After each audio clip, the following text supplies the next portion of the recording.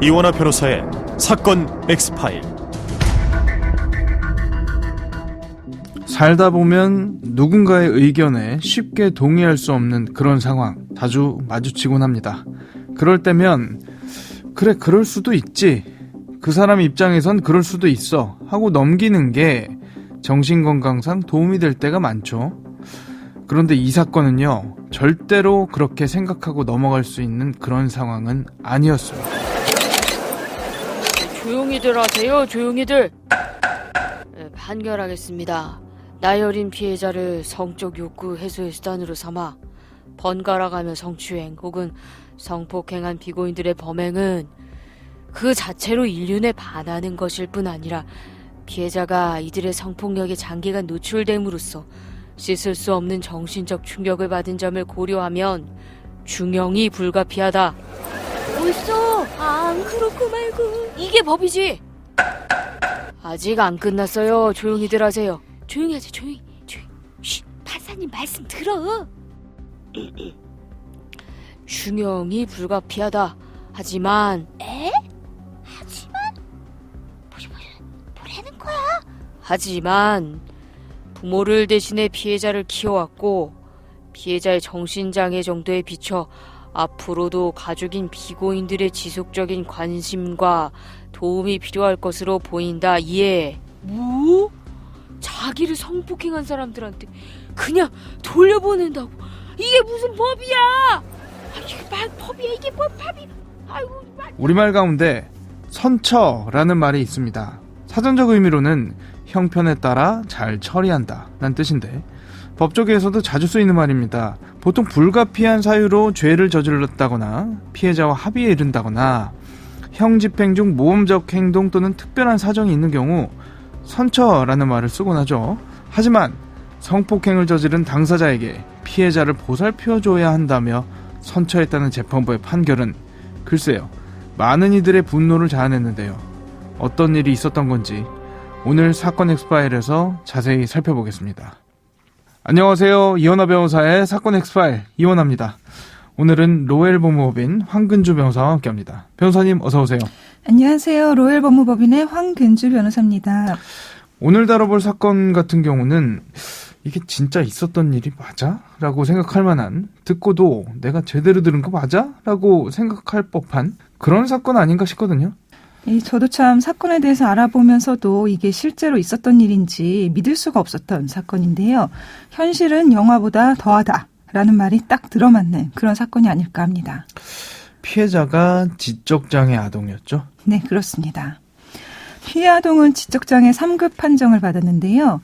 피해 아동의 부모가 생활고 때문에 더 이상 아이를 직접 돌볼 수가 없게 되어서 친가에 맡겨졌습니다. 아무래도 그래도 피부치니까 남보다는 잘 돌봐줄 것이다 라고 생각을 했던 것 같아요. 그런데 이게 웬일입니까? 친가 피부치들이 피해 아동을 상대로 정말 사람이라면 할 수 없는 짓들을 벌인 겁니다. 아버지부터 시작해서 친할아버지, 큰아빠, 2명의 작은아빠, 심지어 사촌까지 무려 10년 넘게 번갈아가면서 피해 아동을 성폭행한 사안입니다. 피해 아동이 지적장애 3급 판정을 받았다고 했잖아요. 네.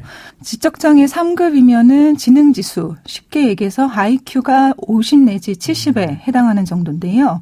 어느 정도 교육을 받으면 사회적으로도 그리고 직업적으로도 자립이 가능한 수준입니다. 이거를 상대방에 대해서 잘 모르는 사람이 보게 되면 비장애인하고 그 차이점을 잘 못 느끼는 경우도 많이 있습니다. 그래서 교육이나 훈련을 잘 받으면 일상생활이나 사회생활도 가능합니다만 그렇기 때문에 환경의 영향을 더 많이 받는다고도 할 수 있겠는데요.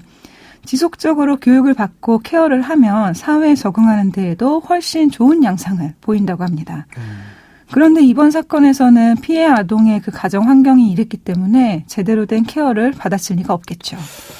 도대체 이해가 안 갑니다. 어떻게 가족들이 한 명도 아니고 뭐 거의 전부 다 이런 것 같은데요. 어떻게 이럴 수가 있는 거죠? 그 피해 아동의 주변에 있던 남자 친척들은 거의 전부 연루가 된 게 아닌가 싶은 생각이 드는데, 일단 피해 아동에게 만행을 저지른 거는 친척뿐만이 아니었습니다. 피해 아동이 5살이 되었을 때 피해 아동의 친아버지가 피해 아동의 몸을 더듬는 추행을 했고요. 피해 아동이 9살이 되던 해에 친아버지가 먼저 피해 아동의 아버지에게 내가 데려가서 키워주겠다며 자기 집으로 데려가 놓고서는 얼마 안 되어서부터 피해 아동을 강간했습니다. 저는 사실 이 친할아버지라는 사람이 진심으로 피해 아동을 양육해줄 생각으로 데려간 거라고는 생각이 들지 않고요. 당시 친할아버지가 살던 곳이 충북의 농촌 시골 마을이었고 큰아버지나 작은아버지들도 친할아버지 주변에서 거주하는 형태였거든요.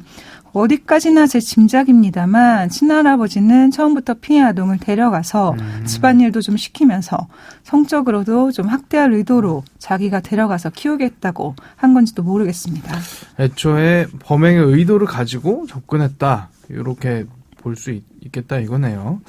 자기 아들의 딸, 그러니까 손녀를 돌봐주겠다고 데려와 놓고 이런 짓을 저질렀다는 게 정말 황당합니다. 이게 현실에서 일어날 수 있는 일인지가 믿기가 어려울 정도인데요. 이게 끝이 아닙니다.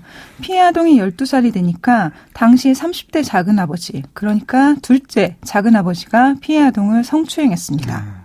피해 아동이 13세가 되었을 때는 40대였던 작은아버지, 그러니까 첫째 작은아버지가 벌초를 한다며 피해 아동을 산으로 끌고 가서 강간을 했고 여기다 더해서 피해 아동이 16살이 되니까 이번에는 50대였던 큰아버지가 피해 아동을 성폭행했습니다. 이 정도면 뭐 다 연루된 것 같긴 한데 이게 다인가요? 이게 다가 아니라 더 있습니다. 더 있나요? 이번에는 피해 아동의 사촌 오빠라는 사람이 어른들이 없는 틈을 타서 피해 아동을 성폭행했는데 이 사촌 오빠라는 사람이 심지어 10대였거든요. 이게 말이 사촌 오빠지 피해 아동하고는 실질적으로 나이 차이가 거의 없는 또래였습니다. 이 피해 아동이 얼마나 상처를 받았겠습니까? 이 천인 공로할 가족들은 피해 아동이 임신이라도 하게 되면 자기들이 한 짓이 드러날까 봐 피임기고까지 미리 준비를 해두고 범행을 저질렀다고 합니다. 이게 한두 번으로 그친 것도 아니고 몇 년 동안 이랬다고 하던데. 이게 피해 아동이 5살 때부터 시작된 범행이고 9살 때부터는 계속 이 사건이 밝혀지기 전까지 친할아버지 집에서 거주를 했기 때문에 한 번으로 그칠 리가 없죠. 이 아버지의 경우에는 피해 아동이 5살 때 성추행 범행을 한 이후로 다른 범행은 없었던 것 같지만요. 할아버지로부터 사촌 오빠에 이르기까지 5명은 피해 아동이 9살이던 때부터 16살이 될 때까지 수십 차례에 걸쳐서 범행을 저질렀다고 합니다. 피해 아동한테 반항하면 쫓아낸다. 네 남동생도 가만두지 않겠다. 이런 식으로 위협을 해가지고 피해 아동이 반항을 못하게 했습니다. 그런데 이제 피해 아동 입장에서는 어렸을 때부터 자기 생계를 전적으로 이 친척들에게 의존을 하고 있었기 때문에 달리 도움을 청할 때도 없었던 것 같습니다. 아니 근데 이 악마 같은 가족들의 만행, 이 범죄는 어떻게 드러난 겁니까? 누가 신고라도 했나요? 놀랍게도 그렇지가 않습니다. 이게 보통 같으면 일반인의 상식 같으면 그래도 이런 사정을 눈치챈 이웃이라든지 아니면 다른 친척이라든지 이런 사람에 의해서 구조가 됐었을 것 같은데 이 사안에서 피해 아동을 구조해 준 것은 피해 아동의 남동생입니다. 남동생은 피해 아동하고는 다르게 완전히 방치가 되고 있었거든요. 그리고 남동생이 아동보호 전문기관에서 상담을 받으면서 친척들이 밤마다 누나를 괴롭힌다고 울면서 호소를 한 덕분에 사건이 밝혀지게 된 겁니다. 그리고 피해 아동도 고등학생이 되어서야 비로소 친척들의 만행을 알려야겠다라고 용기를 먹게 된 것 같습니다. 어린 소녀에게 온전한 울타리가 되어줬어야 할 가족들이 한 명도 아니고 돌아가면서 이런 만행을 저질렀다는 게 이보다 끔찍한 일이 또 있을까 싶습니다. 더구나 이 피해자의 경우 지적장애를 갖고 있기 때문에 자신의 상황을 파악한다거나 도움의 목소리를 내기가 더 힘들었을 것 같거든요. 청취자분들께서도 알고 계시다시피 지적장애가 있더라도 지속적으로 교육을 받았으면 상태가 호전되는 경우도 꽤 많은데 피해 아동은 이런 돌봄을 전혀 받지 못했잖아요. 더군다나 생계를 전적으로 친척에게 의존을 하고 있었기 때문에 이런 상황이라면 지적장애가 아닌 사람들도 상황을 벗어날 용기를 얻기가 쉽지는 않았을 것 같습니다. 하지만 다행스럽게도 피해 아동의 상담을 받은 상담교사가 여성단체와 협의하고 경찰에 신고를 해서 피해 아동을 여성단체에서 운영하는 쉼터로 피신해서 보호를 받게 되었습니다. 말씀해 주신 이야기 들으니까 그나마 다행이라는 생각이 드는데 그러면 짐승보다 더 짐승 같았던 이 가족들 재판에 넘겨졌을 텐데 변호사님도 잘 아시겠지만 정말 별의별 사건이 다 있지 않습니까? 그런데 재판부도 이 사건 보고 혀를 내둘렀을 것 같거든요. 이 친족 간의 성범죄 사건이 적지 않게 일어나기는 합니다만 이 정도로 끔찍한 사건은 처음 봅니다. 아마 재판부도 거의 처음 보지 않았을까 싶습니다. 그렇죠. 검찰 측에서 당연히 중형을 구형을 했을 것 같아요. 이때 당시에는 친족 간의 성범죄를 가중처벌하는 성폭력범죄의 처벌 등에 관한 특례법이나 아동 청소년에 대한 성범죄를 가중처벌하는 아동 청소년의 성보호에 관한 법률이 시행되기 전이었거든요. 그래서 가해자들은 일반 형법상의 강간이나 강제추행으로 기소가 됐고요. 사촌 오빠는 소년보 송치됐습니다. 그렇기 때문에 구형도 형법상의 강간이나 강제추행을 기준으로 구형이 됐습니다. 당시 법정형을 보면은 3년 내지 10년 사이의 기준에서 구형이 됐고요. 검찰은 가해자 4명, 할아버지, 큰아버지, 첫째 작은아버지 3명에게는 징역 5년을, 둘째 작은아버지에게는 징역 3년을 구형을 했습니다. 1심 재판 결과는 어떻게 나왔습니까?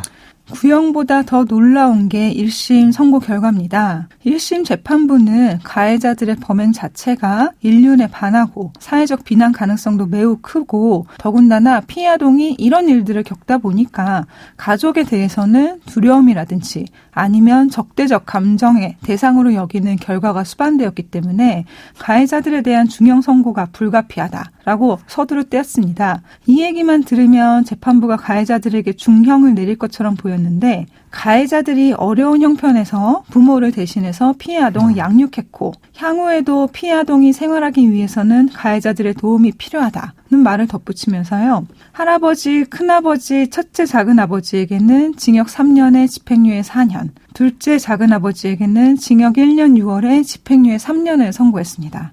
결국에는 1심 판결이 선고되면서 가해자들이 모두 석방됐습니다. 전부 다 집행유예가 나왔다는 건데 아니 피해자를 보살펴야 한다는 이유로 가해자를 다시 피해자한테 보낸다는 게 말이 되나요?